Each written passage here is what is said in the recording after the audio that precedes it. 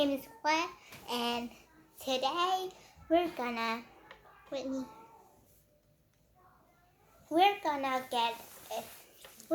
read together this book. Name is The Tale of the Flopsy Bunnies. Please ignore me. Do not ask in the comment. Why don't I wear glasses? Don't worry, I can still see. The Tale of the Flopsy Bunnies.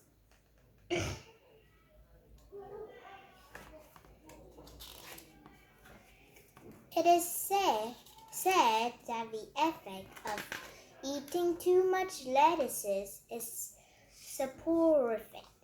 I have never felt sleepy after eating lettuces, but then I am not a rabbit. They certainly had a very soporific effect from the Flopsy Bunnies. What happened? When Benjamin Bunny grew up, he married his cousin Flopsy. They had a large family, and they are very improvident and cheerful. I do not remember the separate names of their children. They are generally called the Flopsy Bunnies.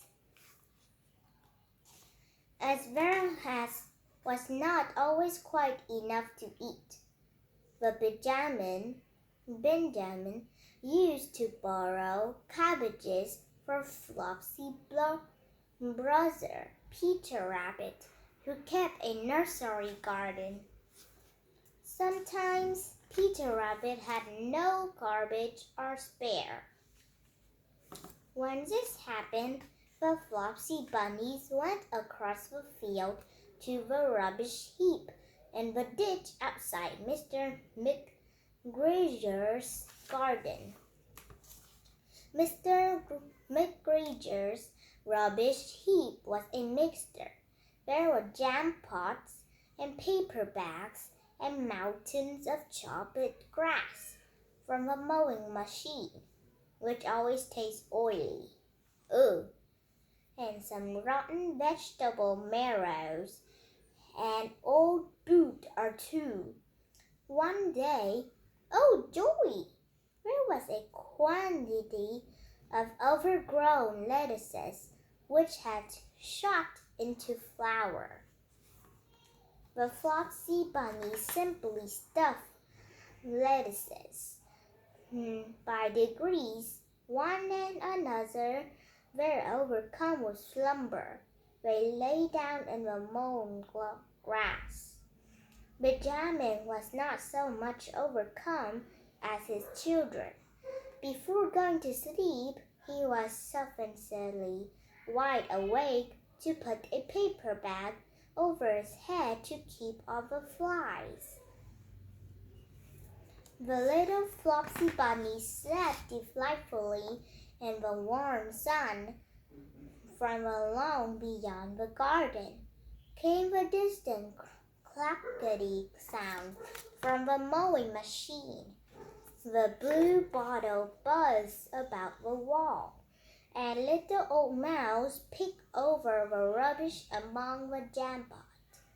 I can tell you her name. She was called Thomasina Little Mouse, a wood mouse with a long tail. Ooh. She rusted across the paper bag and awakened Benjamin Bunny. The mouse apologized profusely and said that she knew Peter Rabbit.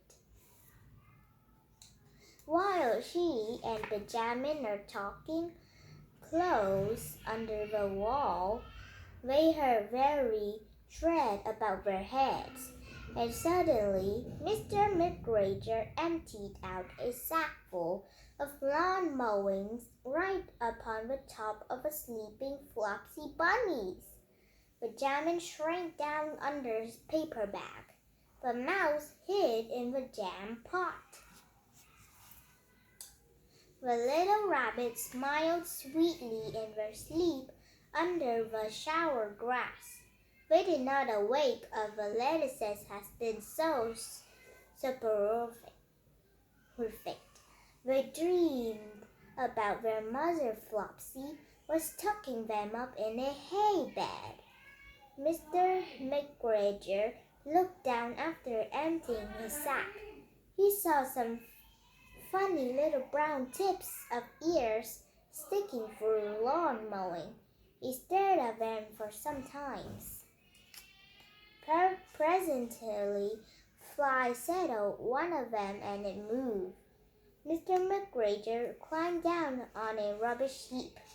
1, 2, 3, 4, 5, 6 little rabbits, said he as he dropped them into his sack. The Flopsy bunnies dreamed that their mother was turning them over in bed. They stirred a little in their sleep, but they did not wake up. Mr. McGregor tied up the sack and left it on the wall. He went to put it away the mowing machine. While he was gone, Mr. Flopsy bunny, who has remained at home, came across the field. She looked suspiciously at the sack and wondered where everybody was. Then the mouse came out of her jam pot, and Benjamin took the paper bag off his head, and they told a doleful tale. Benjamin and Flopsy were in despair, and they could not undo the strings. But Mr. Tittlemouse was a resourceful person. She nibbled a hole in the bottom corner of a sack. The little rabbits are pulled out and pinched to wake them. Their parents stuffed the empty sack with 3 rotten vegetable marrows and an old black brush with decayed turnips. Ugh! When they all hid under a bush and watched for Mr. McGregor. Mr. McGregor came back and picked up a sack and carried it off. He carried it hanging down, as if it were rather heavy. The Flopsy bunny followed at a safe distance. They watched him go into his house, and when they crept up to the window to listen, Mr. McGregor threw down the sack on the stone floor in a way that could have been extremely painful to the Flopsy bunnies if they had happened to have been inside it. They could hear him drag his chair in the flags and chuckle. 1, 2, 3, 4, 5, 6 little rabbits, says Mr. McGregor. Eh? What's that? What have they been spoiling now? Inquired Mr. McGregor. 1, 2, 3, 4, 5, 6 little fat rabbits, repeated Mr. McGregor, counting on his fingers. 1, 2, 3. Don't you be silly. What do you mean, you silly old man? In the sack. 1, 2, 3, 4, 5, 6, replied Mr. McGregor. The youngest Flopsy bunny still got upon the windowsill. Mr. McGregor took off of a sack and felt it. She must be could feel 6, but they must be old rabbits because they're so hard and all different shapes. Not fit to eat, but the skins will do fine to line my old cloak. Line your old cloak? Shouted Mr. McGregor. I shall sell them and buy myself baccy. Rabbit tobacco, I shall skin them and cut off their heads. Misters McGregor untied the sack and put her hand inside. She felt the vegetable had become very, very angry. She said that Mr. McGregor had done it a purpose. And Mr. McGregor was very angry too. One of the rotten mirrors came flying through the kitchen window and hit the youngest Flopsy bunny. It rather hurt. When Benjamin and Flopsy thought it was time to go home.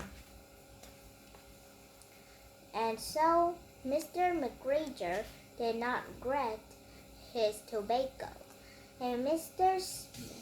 McGregor did not get her rabbit skins. But next Christmas, Thomasina Tittlemouse got a present of enough rabbit wool to make herself a cloak and a hood, and a handsome muff, and a pair of warm mittens. The end. Aw, look at this. But I do got a question. Where does Thomas Tittlemouse get the bunny skin from? Did we kill the Flopsy bunnies? Weird. Never mind. It's enough today. So we're gonna need to say goodbye to each other. Goodbye, everyone. See you next in the next video. I mean the newest video. And do not forget to like and subscribe. Okay? Bye-bye.